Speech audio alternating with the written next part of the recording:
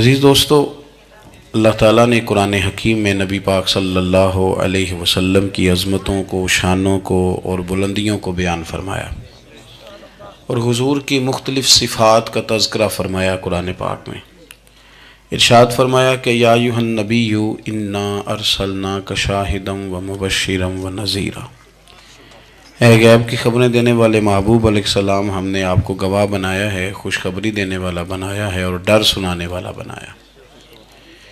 پھر ارشاد فرمایا کہ وداعیا الی اللہ باذنہ وسراجا منیرا، اور ہم نے آپ کو اللہ کی طرف دعوت دینے والا بنایا اور اللہ کے حکم سے اللہ کی طرف دعوت دینے والا بنایا، وسراجا منیرا، اور آپ کو چمکتا ہوا آفتاب بنایا۔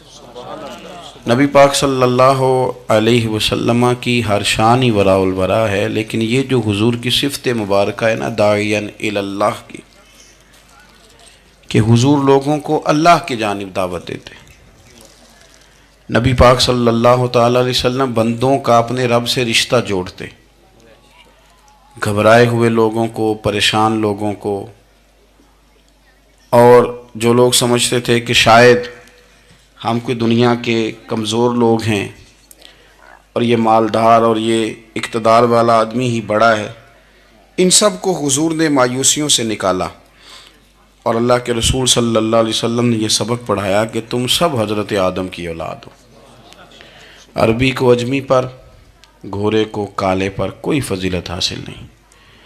لوگوں کی ہر پریشانی حضور نے نکال کے ان کا رجوع ان کے رب کی طرف کرایا۔ ہمارے ہاں یہ ہوتا ہے کہ انسان کو پریشانی کوئی بھی ہو، اسے سکون نہیں لینے دیتی، وہ کوئی بھی ہو۔ محفل میں کسی بندے کا بٹن ٹوٹ جائے نا، یہ گلے کا، تو کوئی دیکھے نہ دیکھے اس بیچارے کی ساری توجہ بٹن پہ رہتی ہے، میرا بٹن ٹھیک نہیں۔ کسی بندے نے کپڑے صاف نہ پہنے ہوں تو آپ اس شخص سے کہیں کہ تجھے کچھ لوگ ملنا چاہتے ہیں، تو وہ اگرچہ اس کے پاس پی ایچ ڈی کی ڈگری ہے، ڈھیر سارا مال ہے، وزادار ہے، صاحب عزت ہے، لیکن وہ کہتے یار میرے کپڑے نہیں ٹھیک، تو میں کوفت محسوس کر رہا ہوں، ذرا میں اپنے آپ کو تھوڑا سا نہا دھو لوں، فریش کر لوں، پھر میں چلتا ہوں۔ آپ کے ظاہری جسم پر ایک آدھ دھبا ہو تو وہ آپ کو سکون نہیں لینے دیتا، اور اگر دھبے باطن پہ لگ جائیں، بہت سارے دھبے ہیں جو باطن پہ ہوتے ہیں، مجھے جان لو، مجھے پہچان لو، میرا بھی کوئی نام ہے، میں بھی کچھ ہوتا ہوں، یہ بھی ایک دھبا ہے، ایک مصیبت ہے۔ اور میری عزت کرو، مجھے بھی کسی طریقے سے کسی نشست پہ جگہ دو، یہ بھی ایک دھبا ہے۔ یہ ہمارے ہاں، ہمارے ملک کے اندر سیاستدانوں سے لے کر مذہبی لوگوں تک الا ماشاءاللہ پروٹوکول کا ایک مزاج آیا ہے کہ بھی بڑی دشواری پیدا کرتا ہے عام لوگوں کے لیے، بڑی آزمائش میں لوگ آ جاتے ہیں۔ حسد کر لینا، کسی بندے کی نعمت کو دیکھ کے جلنا، یہ بھی آپ کو بڑا بے سکون رکھتا ہے۔ تکبر کرنا کہ میں کوئی چیز ہوں اور باقی کو تھوڑے سے مجھ سے چھوٹے ہیں، یہ سارے دھبے، یہ ساری نقصان کی چیزیں۔ اور نبی پاک صلی اللہ علیہ وسلم نے تعریف یہ بیان کی، فرمایا ما حاک فی صدرک، یہ جو تیرے گناہ ہیں یہ تیرے سینے میں کھٹکیں گے، یہ تجھے بے چین رکھیں گے، یہ کانٹے کی طرح چبھیں گے۔ تو جتنے مرضی اچھے کپڑے پہن لے، جتنی مرضی اونچی جگہ بٹھا دیا جائے، اگر تیرے اندر کوئی روگ ہے وہ تجھے سکون سے نہیں جینے دے گا۔ رسول کائنات صلی اللہ علیہ وسلم نے نا لوگوں کی توجہ رب کریم کی جانب لگائی۔ حضور نے لوگوں کو بتلایا کہ تمہارا رب نا عاجزی کو پسند کرتا ہے، تمہارا رب سادگی کو پسند کرتا ہے، تمہارا رب انسانوں سے پیار کرنے والے کو پسند کرتا ہے۔ حضور سید عالم صلی اللہ علیہ وسلم نے ہمیں یہ سبق پڑھایا کہ زیادہ باتیں کرنے والے کو نہیں، اللہ سچ بولنے والے کو پسند کرتا ہے۔ بہت اونچے اور لمبے چوڑے دولت والے اور مالدار آدمی کو نہیں، بلکہ جو آدمی دیانتداری سے زندگی گزارے، رب اس کو زیادہ محبوب رکھتا ہے۔ تو ہماری یہ جتنی بھی آزمائشیں ہیں، میلاد والے محبوب صلی اللہ علیہ وسلم نے نا یہ ساری ہماری دور فرما دی، ساری۔ آپ دیکھیں ہمارے ہاں ایک بیماری ہوتی ہے، وہ تکبر کی بیماری ہے۔ اور وہ صرف مالدار کوئی نہیں ہوتا، بلکہ حضرت سعدی شیرازی فرماتے ہیں کہ میں نے بہت سارے جھکے ہوئے لوگوں میں تکبر دیکھا ہے، جو بڑا میٹھا بولتے ہیں نا، کئی دفعہ کہتے ہیں جی کیا بات ہے جی، سبحان اللہ ماشاء اللہ، بڑا میٹھا بولتے ہیں، تو یہ میٹھا نہیں بول رہے ہوتے، یہ آپ کو شیشے میں اتار رہے ہوتے ہیں۔ آپ نے کسی کی تعریف کرنی ہے تو پشت کے پیچھے کریں، وہ اصل تعریف ہے۔ آپ کوئی ایسا کام نہ کریں جس سے چھلکے لفظوں میں کہ میں نے کسی کو بنایا ہے، اس سے نا آپ کو خود محسوس ہوگا کہ میں حقیقت پہ زندگی نہیں گزار رہا، میں تو کوئی اداکاری کر رہا ہوں۔ اور جو لوگ کہتے کچھ اور ہیں کرتے کچھ اور ہیں تو وہ خود بڑے پریشان رہتے ہیں، وہ جانتے ہیں کہ یار یہ میں کہاں الجھ گیا ہوں۔ تو بھائی یہ جو بہت زیادہ ہمارے دلوں کے اندر چیز ہے، اور یہ ہر مقام پر بہت سارے لوگوں کو یہ چیز حاصل ہے، میں دیکھتا ہوں کہ درجہ بدرجہ ان چیزوں کا شمار ہے۔ کچھ کا خیال ہے کہ میری ڈگری زیادہ ہے، اور کچھ کا خیال ہے کہ مجھے عقل زیادہ ہے، کچھ کا خیال ہے کہ میری شہرت زیادہ ہے، تو کچھ کا خیال ہے کہ میری دولت زیادہ ہے۔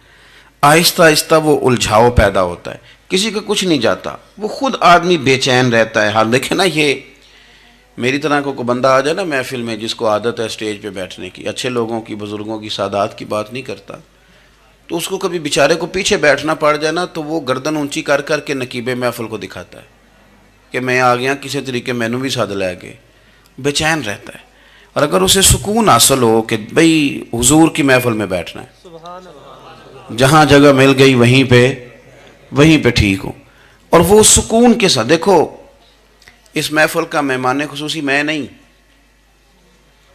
حضرت بزرگ تو سرپرستی کاری رہے ہیں، میں نہیں، اس محفل کا تو مہمان خصوصی وہ بندہ ہے جس نے محفل سے پہلے یہاں جھاڑو دیا ہے، جس نے یہاں دریاں بچھائی ہیں، جس بیچارے کی فوٹو بھی کوئی نہیں آئی، وہ مہمان خصوصی ہے۔ اور اس محفل کا تو وہ مہمان خصوصی ہے جو چپ کر کے کہیں کونے میں بیٹھا ہے، اس کو کوئی دلچسپی نہیں کہ کوئی مجھے بھی جانے گا، کوئی مجھے بھی پہچانے، اسے تو اتنا پتہ ہے کہ میں اپنے پیارے حبیب کی تعریف سننے کے لیے آیا ہوں۔ آپ اپنے اس طرح آپ کا ذوق دبالا رہے گا اگر آپ عاجزی کے ساتھ، انکساری کے ساتھ، رب رسول کی رضا کے لیے کسی جگہ بھی آپ اپنے آپ کو سیٹ کر لیں گے تو ماحول آپ کا ٹھیک رہے گا، ورنہ آپ الجھاؤ کا شکار ہیں، ورنہ آپ پریشان ہیں، ورنہ آپ تکلیف میں، ورنہ آپ آزمائش میں۔ بخاری شریف میں حدیث ہے، قاضی ایاز مالکی رحمۃ اللہ علیہ نے بڑی تفصیل سے لکھی ہے، راوی حضرت انس بن مالک ہیں۔ ایک بندہ بڑی دور سے آیا نبی پاک صلی اللہ علیہ وسلم کی زیارت کے لیے، بڑی دور سے۔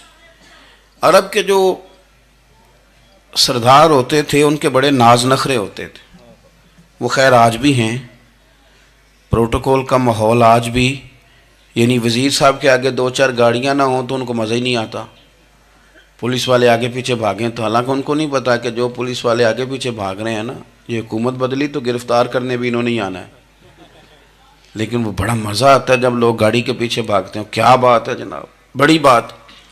اور ہماری طبیعتوں میں پتہ نہیں کون سی، یہ پیسے پھینکنے والے دوست مجھ سے ناراض نہ ہو جائیں، لیکن میں اکثر سوچتا ہوں کہ یار یہ کس طرح کا کام ہے کہ پہلا کھلارنے پھر آپ اکٹھے کرنے، تو آپ کٹھے دے دیں جس کو دینے ہیں، ختم ہو جائے بات۔ یعنی وہ محفل میں نا گپ شپ ہو رہی ہوتی ہے، اکٹھے کرنا لے، پان دینا لے، کس چکر میں پڑ گئے۔ حضور غوث اعظم رضی اللہ تعالیٰ عنہ کی محفل میں شیخ یحییٰ نجاج آیا کرتے تھے تو وہ کہتے تھے کہ ہم وہاں گنتے تھے آج کتنے بندوں نے توبہ کی، تو ہم سے گنے نہیں جاتے تھے، اتنے لوگ توبہ کرتے تھے۔ بزرگوں کی محفلوں میں توبہ کرنے والے گنے جاتے تھے، ہماری محفلوں میں پیسے گنے جاتے ہیں اور وہ پرچیاں دی جاتی ہیں۔ ایسا نہ کریں، اس سے گھٹن پیدا ہوتی، اور پھر جو نوٹوں والے ہوتے ہیں وہ فرنٹ سیٹوں پہ آ جاتے ہیں۔ بہت سارے غریب سوچتے ہیں کہ میرے پاس بھی اگر کرارے نوٹ ہوتے تو میں بھی آگے ہوتا۔ تو کم از کم یہ جو میلاد کی محفل ہیں ان میں تو سب کو ایک جیسا رہنے دے، یہاں تو امیر غریب کا فرق نہ ہو، اس کو تو مہربانی کریں۔ تو نبی پاک صلی اللہ علیہ وسلم کی خدمت میں وہ شخص بڑی دور سے آیا، تو عرب کے بادشاہوں کا مزاج تھا، پروٹوکول بڑا چاہتے تھے، ان کا تو یہ طریقہ تھا کہ حکمرانی کرنی ہے جیسے بھی ہو۔ اگر کسی غلام نے دھوپ میں بندھا رہ گیا، اونٹ اور چھاؤں میں نہیں باندھا تو درے مارتے تھے، اور اگر اس نے کھول کے باندھ دیا تو پھر بھی مارتے تھے، کہتے تھے اتنا سیانا ہو گیا تو انہیں پوچھا ہی نہیں، خود بخود ہی باندھ دیا۔ وہ شخص حضور کی بارگاہ میں آیا اور بہت سارے لوگوں کے پاس کیونکہ وہ جاتا تھا اپنے سربراہ کا پیغام لے کے، تو وہ کانپ رہا ہے جب حضور کی بارگاہ میں گیا، ڈر رہا ہے۔ اب ذرا بات کو سمجھنا، نبی پاک صلی اللہ علیہ وسلم نے اس سے فرمایا کیوں ڈرتے ہو؟ سادہ آدمی ہے، دیہاتی ہے، بدو ہے، اللہ کے رسول نے تھپکی دی، کیوں ڈرتے ہو؟ تو کہتے حضور مجھے آداب نہیں آتے اور مجھے ڈر آتا ہے، کوئی بات اگر ایسی ہو گئی آپ مدینے کی حکومت کے سربراہ ہیں تو کہیں آپ ناراض نہ ہو جائیں۔ حضرت انس بن مالک فرماتے ہیں بات کہاں کی تھی، پہنچ کہاں گئی؟ جب اس نے یہ کہا نا کہ آپ تو حکومت کے سربراہ ہیں، کہیں کوئی غلطی نہ مجھ سے ہو جائے، تو نبی پاک کی آنکھوں میں آنسو آ گئے، حضور رونے لگے اور نبی پاک صلی اللہ علیہ وسلم فرمانے لگے نہ بھائی تو کسی حکومت کے سربراہ کے پاس نہیں آیا، نہ تو اس بیٹے کے پاس آیا ہے جس کی ماں گوشت کے خشک ٹکڑے کھا کے بھی گزارا کر لیتی، میں تو ایک غریب ماں کا بیٹا ہوں۔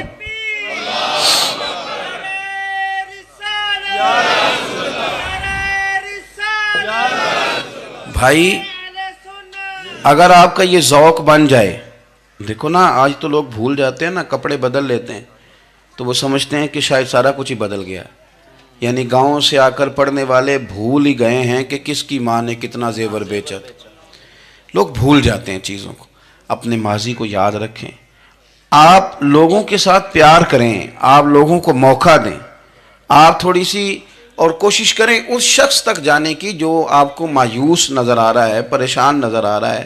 یہ ہمیں میلاد والے محبوب صلی اللہ علیہ وسلم نے درس دیا۔ ایک اور پہلو، حضور سید عالم صلی اللہ علیہ وسلم نے، ہمارے ہاں نا ابھی بھی برادری کی تقسیم ہے، ابھی بھی، اور کچھ میں نے ایسے کمزور لوگ بھی دیکھے، یہ اس طرح کی حرکتیں ہارے ہوئے لوگ کرتے ہیں، ہارے ہوئے لوگ جو اپنے آپ کو سمجھتے ہیں کہ میں کوئی بڑا آدمی ہوں۔ بڑا آدمی تو اپنے اخلاق سے ہوتا ہے، اپنے کردار سے ہوتا ہے، اپنی سخاوت سے ہوتا ہے، لوگوں سے پیار کرنے سے ہوتا ہے۔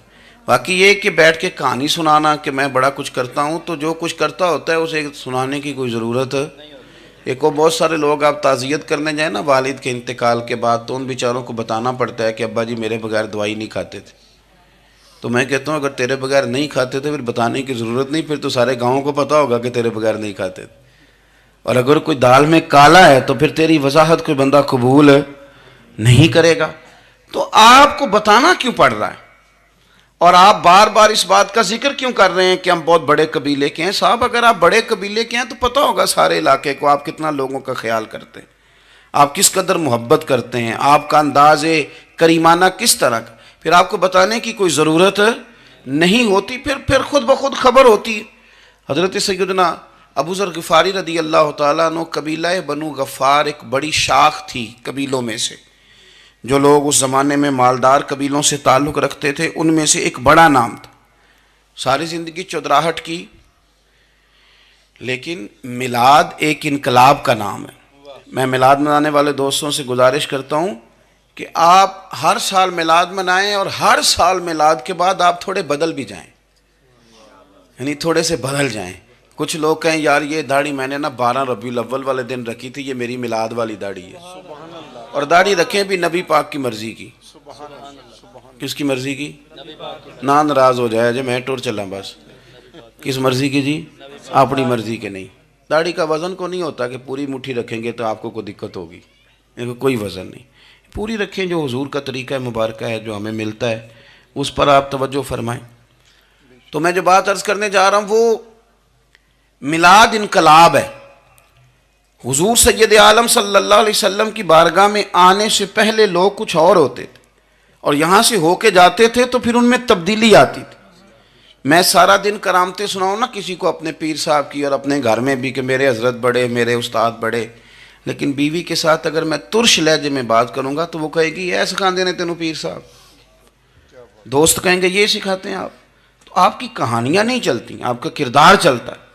حضرت ابو ذر غفاری رضی اللہ تعالیٰ عنہ فرماتے ہیں چونکہ میں چودھری تھا، سیدنا بلال حبشی رضی اللہ تعالیٰ عنہ کے پاس میں بیٹھا تھا، کسی بات میں بات آگے بڑھی اور بڑھتے بڑھتے بات شکرنجی تک چلی گئی، رائے کے اختلاف نے باتوں میں تلخی پیدا کر دی، اور جب تھوڑے لفظ اور تیز ہوئے تو میں نے انہیں کہہ دیا چپ کر، تو ابشن کا بیٹا ہے۔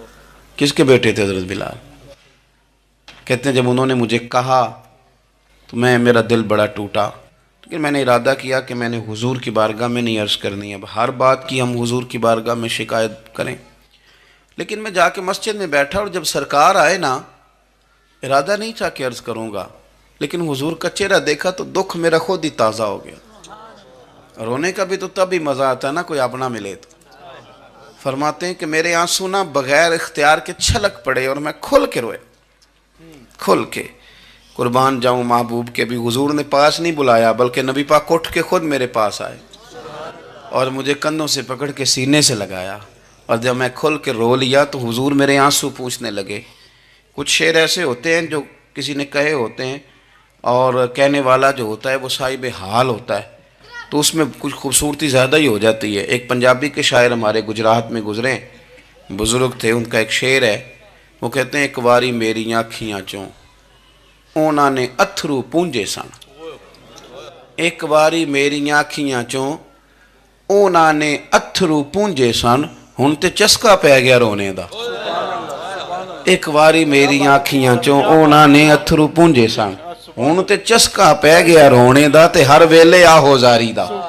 تو میں روز رونے لگا ہوں, مزہ ہی بڑا آیا ہے جب سے محبوب نے چپ کرانا شروع کیا میرے عزیز.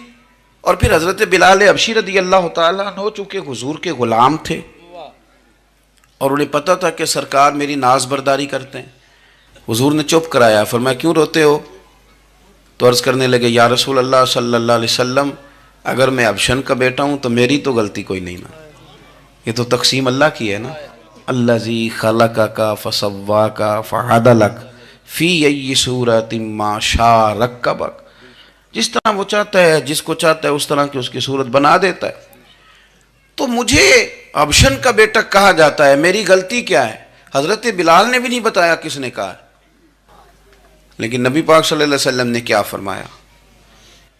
امام یوسف صالحی نے لکھا ہے, ذرا غور کرنا بات پر, تسلیاں لوگ اور رنگ میں بھی دیتے ہیں پر یہ تسلی بڑی انوکھی ہے.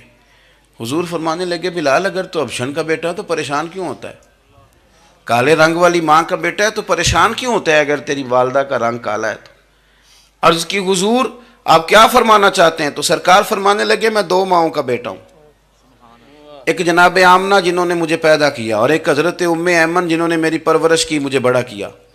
حضور فرمانے لگے میری ماں آمنہ کا رنگ گورا تھا اور میری ماں ام ایمن کا رنگ کالا ہے. تو فرمایا اگر تجھے کسی نے کالے رنگ والی ماں کا بیٹا کہا تو اسے کہہ دینا مدینے والی محبوب کے بھی تو ایک والدہ کا رنگ کالا ہے, تو کہہ دینا. حضرت بلال کہتے ہیں کہ وہ اس طرح کی تسلی تھی, طفل تسلیاں نہیں جس طرح کی ہمیں دی جاتی, وہ اس طرح کی خوبصورت تسلی تھی کہ اس کے بعد میرا دل ایسا ٹھنڈا ہوا, پھر کسی کا تانا تانا نہیں رہا, پھر کسی کی تکلیف نہیں رہی. رسول پاک صلی اللہ تعالی علیہ وسلم نے یہ جو آج تقسیم ہے ہمارے ہاں اونچ نیچ کی, چھوٹے بڑے کی, ذات برادری کی, حضور فرماتے ہیں میں نے پاؤں کے نیچے رکھ کے کچل دی, اب اس کا کوئی سٹیٹس نہیں رہا, اب یہ کوئی معاملہ نہیں. پھر میرے بھائی ایک معاملہ ہمارے اندر جو اور بڑی شدت کے ساتھ آیا ہے اور جس نے بڑا زور پکڑا ہے وہ یہ ہے کہ ہم نا پڑھے لکھے لوگوں سے معذرت کے ساتھ, پڑھے لکھے لوگوں کا بھی ایک مسئلہ ہے, وہ دوسروں کو جاہل کہنا ضروری سمجھتے ہیں, الا ماشاء اللہ. میں اکثر کہتا ہوں کہ یہ تو آسان کام ہے نا, آپ نے کہہ دیا جاہل نہیں جی سارے پنڈ والے, یہ تو بڑا آسان کام ہے, تو جان چھڑانے والی بات ہے. ان پڑھ ہیں جی اس قوم دا کچھ نہیں بن سکتا, بھی تو آسان کام ہے, جان چھوٹ گئی. میں بھی کھڑا ہوتا ہوں نماز جنازہ کی امامت کرنے کے لیے, کبھی تو کہہ دیتا ہوں کہ جناب آج لوگوں کو نماز جنازہ کی دعا نہیں آتی, تو سوچتا ہوں کہ اگر کسی نے کھڑا کر کے پوچھ لیا کہ آپ نے کتنے لوگوں کو یاد کرائی ہے, ہم نے کبھی کہا کہ آؤ بیٹھو یاد کراؤں, تو اس کا جواب کیا ہے؟ تنقید کرنا آسان کام ہے اور تعمیر کرنا یہ مشکل مرحلہ ہے. عزیز دوست, ہمارے ہاں نا ان پڑھ بندے کے ساتھ اور اس بندے کے ساتھ جس کی سوچیں محدود ہیں, ہمارا رویہ اتنا تلخ ہوتا ہے. بھائی مزہ تو تب آتا ہے نا جب آپ کو, کچھ لوگ کہتے ہیں میں اچھے کے ساتھ اچھا ہوں, تو اچھے کے ساتھ تو ساری دنیا اچھی ہوتی ہے, آپ نے اس میں کیا کمال کیا؟ حضور سید عالم صلی اللہ علیہ وسلم نے تو فرمایا اس کے ساتھ جوڑو جو تمہارے ساتھ توڑ رہا ہے, جو سخت رویہ اختیار کرے, سخت. بخاری مسلم میں حدیث ہے, حضرت عمر فاروق رضی اللہ تعالیٰ عنہ, حضرت انس بن مالک فرماتے ہیں کہ حضور سید عالم صلی اللہ علیہ وسلم گزر رہے تھے اور سرخ رنگ کی نہ نجرانی دھاری دار چادر سرکار نے اوڑھ رکھی تھی. ایک بدو آ گیا, اس نے کیا کیا کہ حضور کی مقدس چادر کو پکڑ کے کھینچا، اور اس زور سے کھینچا کہ گردن مبارک پہ نشان پڑ گیا۔ زور سے دروازے پہ دستک دے دینا بھکاری، تو اسے خراش رات کوئی نہیں ملتی، البتہ جھٹکیاں دو چار ضرور مل جاتی۔ توڑنا ہے دروازہ، خیرات لینے آیا کہ تو قرضہ لینے آیا؟ اس نے آ کر کے زور سے چادر کو کھینچا، مقدس گردن پہ نشان پڑ گیا۔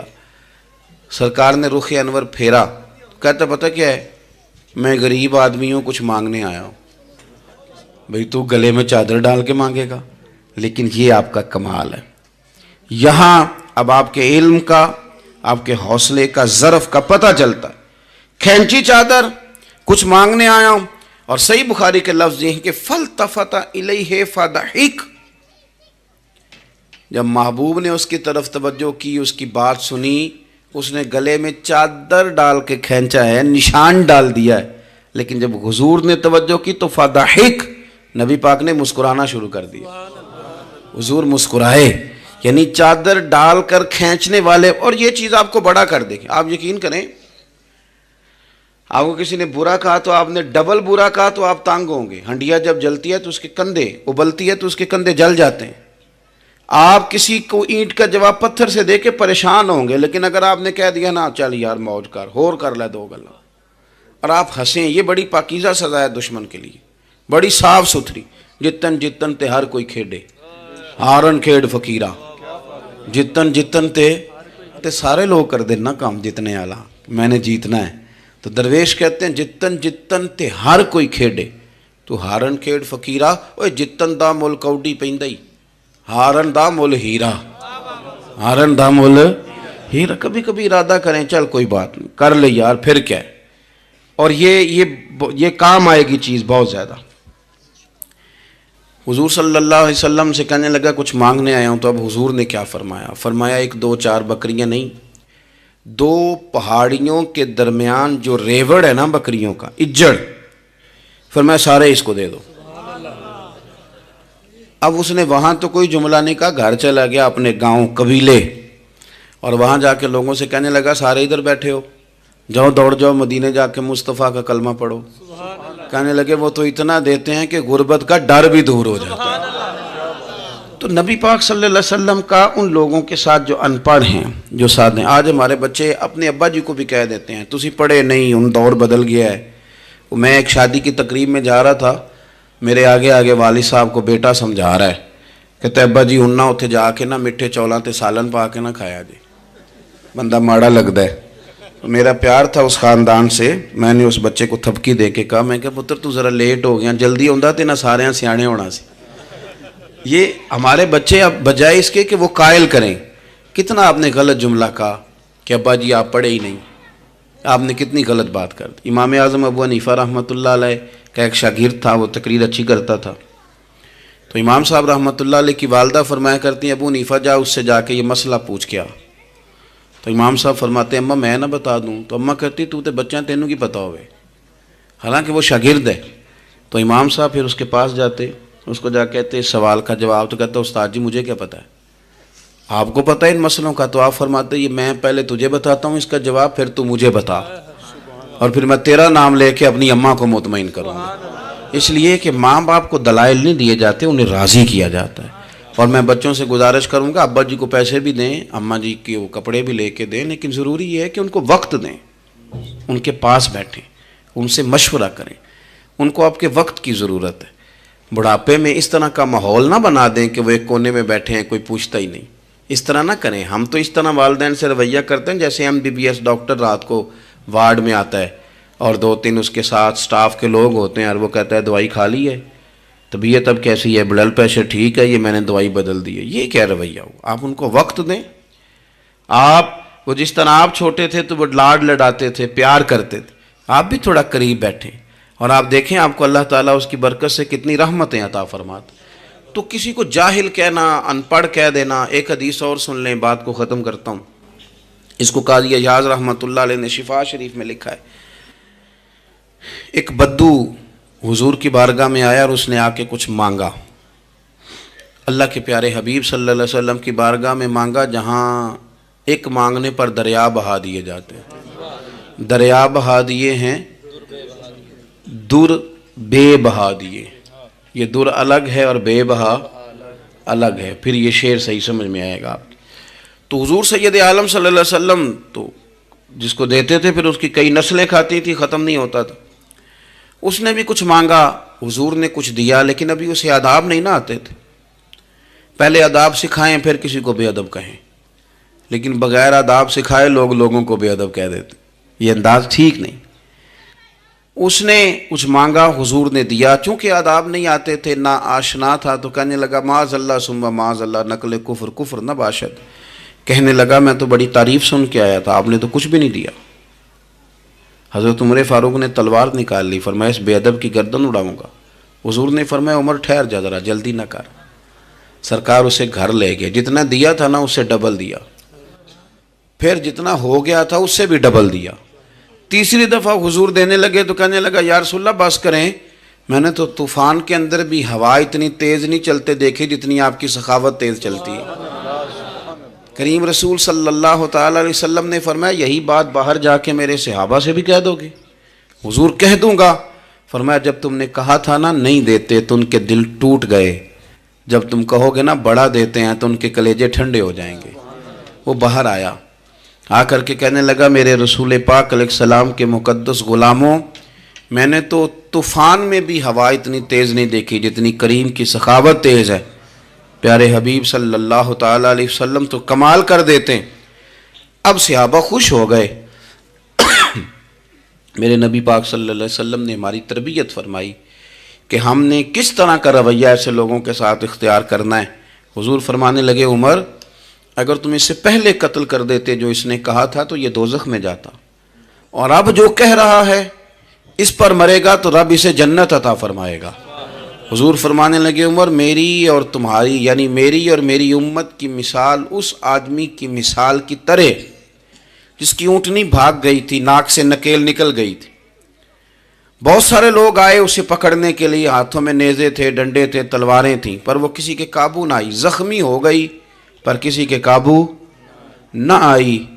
حضور فرماتے ہیں پھر اس کا اپنا مالک آ گیا، اس نے تھوڑا سا چارہ اٹھایا، میری طرف دیکھیے گا جی، چارہ اٹھایا، اونٹنی کو دکھایا، وہ دوڑی آئی، اس نے اس کو تھپکی دی، بغیر کسی کی مدد کے ناک میں نکیل ڈالی، پھر اونٹنی پر سوار ہوا اور کہنے لگا لوگوں تم نے میرے جانور کو بڑی تکلیف دی، اونٹنی میری ہے، اسے سنبھالنے کا طریقہ بھی مجھے ہی آتا ہے۔ گویا حضور فرما رہے ہیں عمر یہ امت میری ہے تو اسے کس طرح سنبھالنا ہے یہ طریقہ بھی مجھے ہی آتا ہے۔ ان کی کہاں کس بنیاد پر کس رنگ میں تربیت کرنی ہے یہ میں جانتا ہوں۔ ہمیں اگر ہماری زندگی انصاف والی ہو، عاجزی والی ہو، اطمینان والی ہو، عاجزی بھی دل کا نام ہے، اطمینان بھی دل کا نام ہے۔ بہت سارے گردنیں جھکانے والے بھی عاجز نہیں ہوتے۔ اپنے دل سے تہیہ کر لیں کہ میں کسی شخص کو بھی اپنے سے چھوٹا نہیں جانتا، کمزور نہیں جانتا، میں کسی شخص کے بارے میں بھی یہ رویہ نہیں رکھتا کہ یہ کوئی برا ہے۔ اگر کہیں ضرورت پڑے تو کسی کی اصلاح کریں، اگر وہ اصلاح قبول نہ کرے اور آپ کو محسوس ہو کہ یہ معاملہ آپ کے بس میں نہیں تو پھر بھی اس کے لیے دعا کریں۔ کسی کونے میں جا کر کے تنقید کرنے کی اجازت نہیں ہے۔ اپنے آپ کو سمیٹیں، سوچوں کو بکھرنے سے سمیٹیں، اچھا سوچا کریں۔ جو لوگ اچھا سوچتے ہیں وہ صحت مند رہتے ہیں، ان کی سوچیں تازہ رہتی ہیں۔ آپ ہر ایک کے بارے میں خیر کا رویہ اختیار کریں اور مثبت پہلو تلاش کریں۔ آپ مثبت پہلو، ہر وقت تنقید کرنا، ہر وقت تنقید کرنا۔ میں ایک محفل میں بیٹھا تھا، بات میری ختم ہو گئی تو ایک نعت خواں نے بڑا اچھا شعر پڑھا۔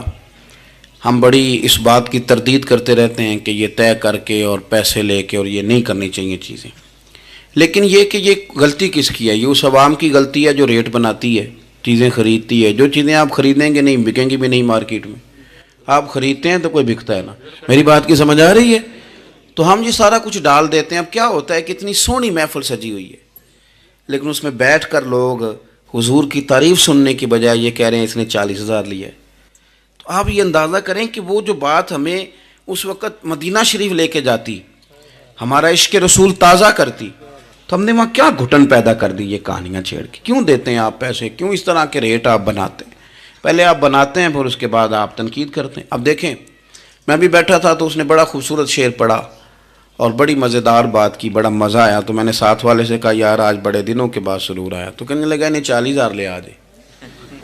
میں انہوں کہا تو 10 منٹ کھلو جانا سی، مزہ تو لے لینے دیتا. اور پھر میں نے اسے کہا کہ یار بات سنو، کیوں دیتے ہو 40,000؟ اور اگر اس نے لیا بھی ہے نا تو آج اتنا مزہ آیا نا، میرے خیال میں نا اس کا 40 نہیں 80 بنتا ہے. دیکھو نا اس نے ہمیں پہنچا کہاں دیا ہے. تو آپ مثبت لیں چیزوں کو، مہربانی کریں، اچھا سوچیں، اچھے رویے اختیار کریں. وہ کسی شاعر نے کہا تھا کچھ تو مجبوریاں رہی ہوں گی، یوں ہی کوئی بے وفا نہیں ہوتا. اچھی سوچ پیدا کریں، خوبصورت آپ اپنے آپ کو رکھیں. آپ کا فائدہ ہوگا، آپ اچھا سوچیں گے تو آپ کا نفع ہے. ورنہ بکھری ہوئی سوچوں والے لوگ تو بیچارے سویرے کچھ ہوتے ہیں، دوپہر کو کچھ ہوتے ہیں، شام کو کچھ اور ہوتے ہیں، اور تیزی سے وہ لوگ بکھر جاتے ہیں. آپ یہ دیکھیں کہ آپ مست رہیں، آپ اپنے آپ کو پریم میں رکھیں، آپ اپنے آپ کو سکون میں رکھیں. کوئی تعریف کرے تو اس کی مہربانی، تنقید کرے تو اللہ بھلا کرے، لیکن آپ نے اپنی سوچوں کو ہمیشہ مجتمع رکھنا ہے. اللہ تعالیٰ آپ کو بہترین صلہ عطا فرمائے. محفلیں ہوتی ہیں حضور کے نام کی، لوگ تو ظاہر آتے جاتے رہتے ہیں، ہر ایک آدمی کی اپنی مشغولیت. آپ تشریف رکھیں گے، حضور کی ثنا خوانی ہوگی. اللہ تعالیٰ آپ سب کو جزا عطا فرمائے. آخر دعوانا جی آج اقبال ڈے جی واقعہ ہے سعد بن نبی وقاص سنا دیا. نہیں وہ کون سا واقعہ ہے؟ وہ تو واقعہ ہے سعد بن نبی وقاص اٹھارہ یوٹیوب تے اپلوڈ ہے. نہیں ان کے تو کئی واقعات ہیں. جنگ والا چلے میں بات کرتا ہوں، آپ تشریف رکھیں جی. میں بات کرتا ہوں. میں تو اپنی طبیعت کے مطابق بات کر چکا ہوں، اتنی کو میں کیا کرتا ہوں، لیکن ایک بات عرض کرتا ہوں آپ کی خدمت میں. ایک تو یہ کہ آج اقبال ڈے. علامہ اقبال جو ہیں وہ اسلام کے اور صوفیاء کے اور اہل محبت کے بہترین ترجمان ہیں. انہوں نے لوگوں کو رخ جو ہے وہ نبی پاک صلی اللہ علیہ وسلم کی محبت کی جانب پھیرا ہے. تو اقبال سے پیار کرنا اور ان کی تعلیمات کو دیکھنا یہ بھی بڑی کمال بات. ایک بات مجھے یاد آ رہی ہے حضرت سعد بن نبی وقاص کے. بہت ساری باتیں ہیں، میں سمجھ نہیں پایا کہ کس بات کی طرف میرے بھائی نے اشارہ کیا ہے. آپ فرماتے ہیں میں ایک دفعہ قادسیہ کی جنگ کے لیے گیا تھا،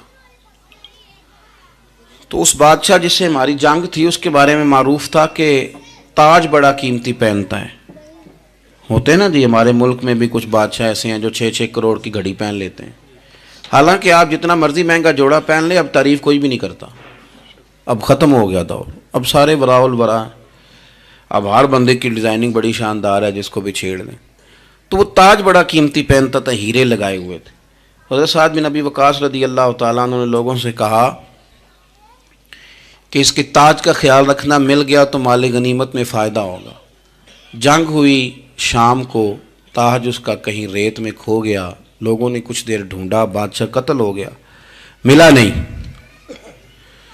حضرت سعد بن نبی وقاص نے کہا چھوڑو، سو جاؤ، اتنا بھی ضروری نہیں. فرماتے ہیں کہ میں اپنے خیمے میں چلا گیا تو ایک آدمی نے اندر آنے کی اجازت مانگی. میں نے کہا آ جاؤ. وہ آیا تو اس نے چادر کی اوٹ میں اپنا چہرہ چھپایا ہوا تھا، اور پھر اس نے جب وہ چادر کھولی تو اندر سے اس نے وہ ہیروں کا چمکتا ہوا تاج میرے سامنے رکھا. کہنے لگا میں گزر رہا تھا، گھوڑے کے پیر سے کچھ چیز ٹکرائی ہے، میں نے ریت کھودی ہے تو یہ نکل آیا.